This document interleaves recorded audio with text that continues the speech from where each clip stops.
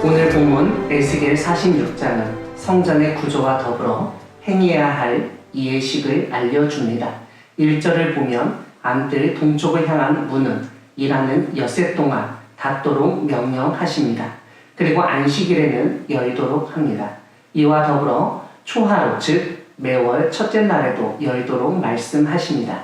이때 군주는 바깥문 현관을 통하여 들어와서 문벽 곁에 서게 합니다. 그때 제사장은 군주를 위하여 번제와 감사제를 드리라고 명령합니다. 군주는 문 통로에서 예배한 후 밖으로 나가고 그 문은 저녁까지 닫지 말라고 명령합니다. 45장 17절에서 군주는 이스라엘 족속을 속죄하기 위하여 속죄제와 소제와 번제와 감사제물을 명절과 초하루와 안식일과 모든 정한 명절에 갖추어야 했습니다. 오늘 본문 에스겔 46장에서는 그런 군주를 위하여 이제 제사장이 번제와 감사제를 드려야 한다는 점을 알려줍니다. 그리고 군주와 같이 백성도 안식일과 초하루에 안뜰 동쪽을 향한 문 입구에서 하나님께 예배하라고 명령하십니다. 4절을 보면 안식일에 군주가 드릴 번제는 흠없는 어린 양 6마리와 흠없는 순양 1마리입니다. 소제는 순양 하나에 밀가루 1에바, 모든 어린 양에는 그 힘대로 하라고 하시고 밀가루 1에바에는 기름 1흰이라고 정해 놓으셨습니다. 6절은 초하루에 군주가 드릴 제물을 알려주는데 흠없는 숫송아지 1마리와 어린 양 6마리와 순양 1마리를 드리되 모두 흠없는 것으로 하라고 명령하십니다.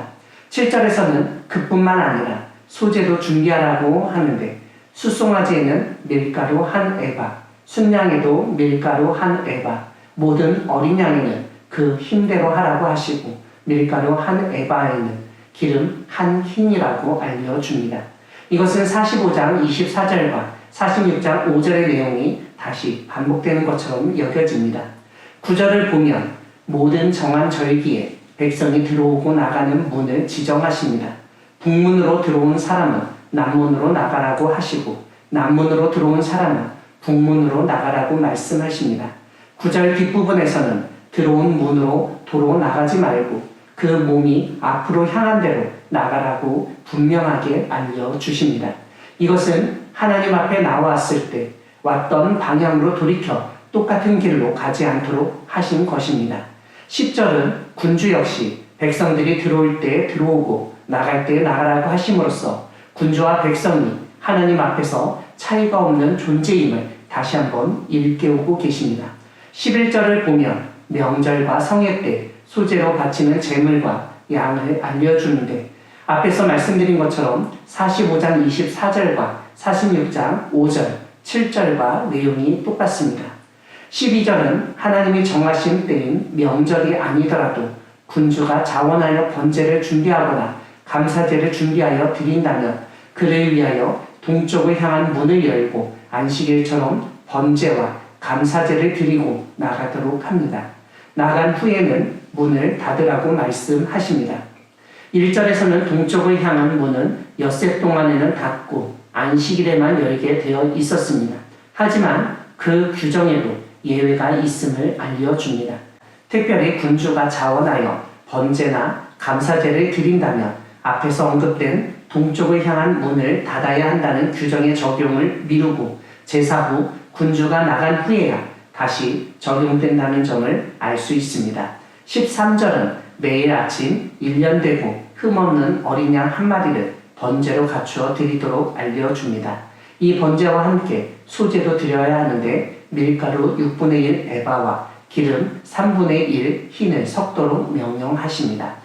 이것이 영원한 규례이고 항상 드리는 번제물이라고 설명합니다.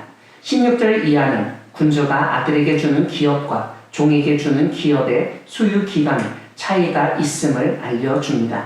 아들이 받으면 그 기업의 소유권이 그의 자손에게까지 이전되지만 종이 받으면 희년, 즉 50년 동안만 소유하다가 그 이후에는 군주의 소유가 된다고 설명합니다. 그리고 군주의 소유물은 아들이 이어받게 되어 있다고 알려줍니다.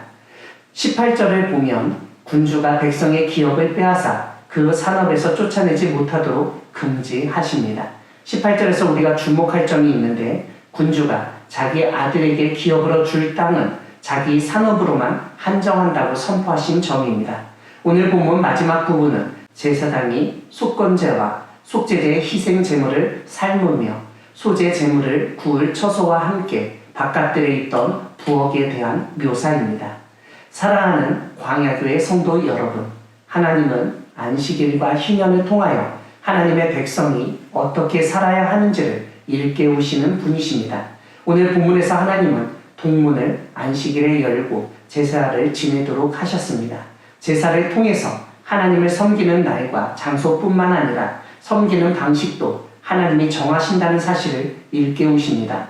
하나님이 정하신 법과 질서에 따라 생활하기를 소망합니다. 이와 함께 하나님은 희년을 통하여 종과 같은 사람을 어떻게 대해야 하는지도 알려주십니다. 우리나라의 역사를 보면 힘을 가진 사람이 힘없는 사람의 것을 빼앗아 재산을 늘리고 그것을 자자손손에게 넘겨주어 부를 축적하고 더욱 큰 부를 가지며 누리는 경우를 보게 됩니다. 그런 일이 없도록 해야 합니다. 또한 오늘 본문에서 언급된 희년처럼 힘없는 사람이 사는데 지장이 없도록 지원하는 제도가 필요하지 않은지 고민해야 합니다.